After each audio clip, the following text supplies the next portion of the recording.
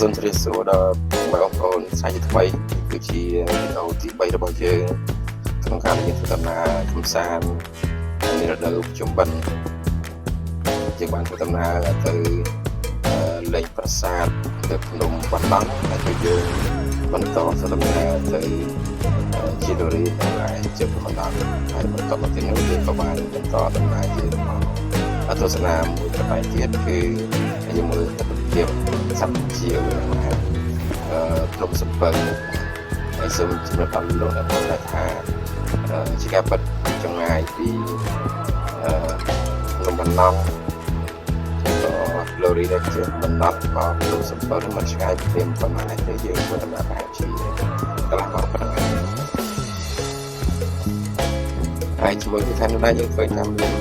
អាកាសធាតុដូចកាប់ជុំរបស់ដឹងថារលឹមហើយតែយ៉ាងណាក៏ដោយក៏យើងឃើញថាទស្សនភាពនៅតែមិនស្ងាត់នឹងឃើញមានភ្ញៀវទេសចរជាតិនិងអន្តរជាតិនៅខាងគាត់មកទស្សនានៅ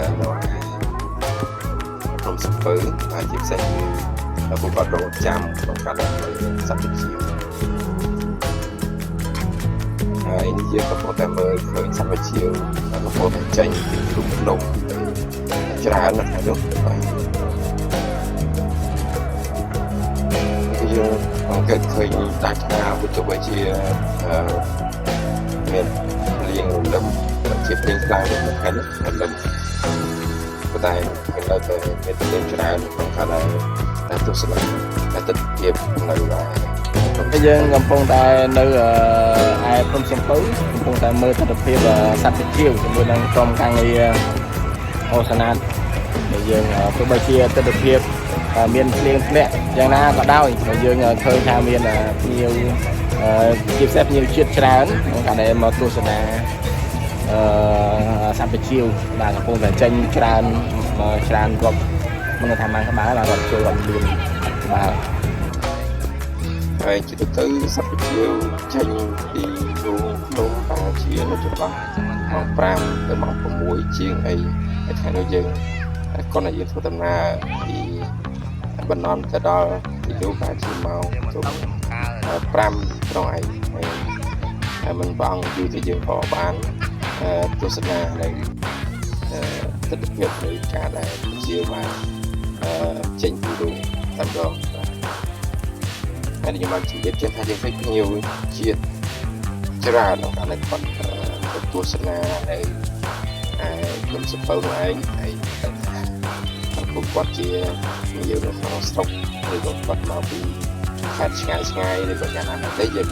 មិនដឹងទៅណាគឺយើងធ្វើដំណើរទៅព្រំពេញហើយប៉ុន្តែយើងនៅសម្រាប់នៅបាត់ដំបងចឹងយើងមានឱកាសក្នុងការដើរលេងតំបន់3កន្លែងនោះឯងដូចថ្ងៃនេះគឺបានធ្វើដំណើរកម្សាន្ត3កន្លែងហ្នឹងបាទតំបន់នេះដូចជានៅទីនេះ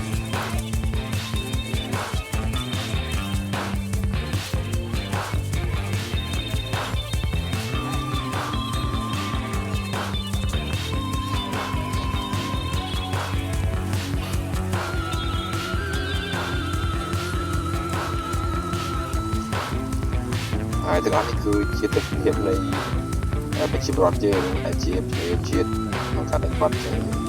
ទស្សនានៅទស្សនវិជ្ជានៃសត្វវិទ្យាហ្នឹង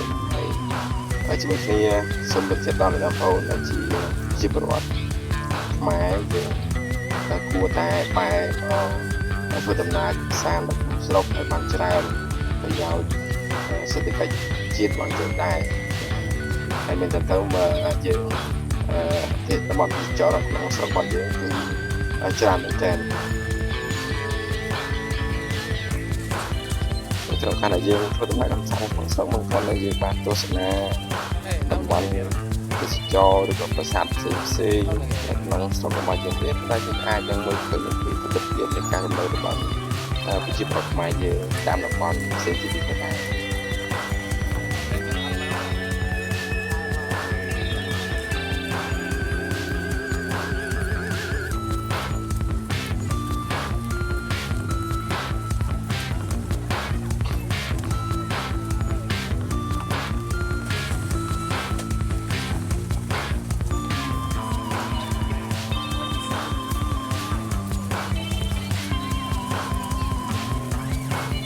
ហើយតែនេះយើងក៏បង្ហាញពីទស្សនវិជ្ជានៃនឹងឃើញអំពីមានជំនិចច្រើននឹងថាដែរចតតាមបច្ច័យខាងក្នុងមិនសូវមានប្រមាណទេតែក្រៅមានច្រើនតែយើងឃើញថាមានភ្ញៀវក្នុងការដែលគាត់ទៅទស្សនាច្រើននៅឯនឹងវិជ្ជានៅដែលក៏គាត់រងចាំនៅអាសាជាចេញពីលោកនៅថ្ងៃតាមជំនាន់ណាយើងឃើញចាំតាមគាត់ទស្សនា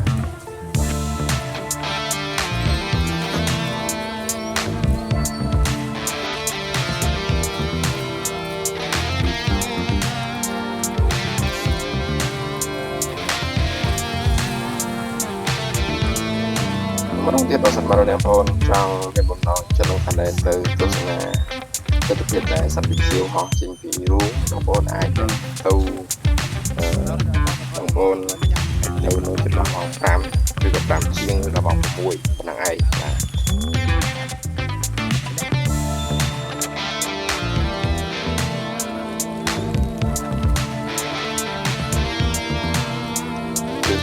ខ្ញុំសូមថ្លែងអរគុណដល់លោកទាំងបងប្អូនដែលបានចូលរួមទស្សនាវីដេអូរបស់យើងហើយសូមអរគុណដែលមានឱកាសជួបគ្នានៅវីដេអូ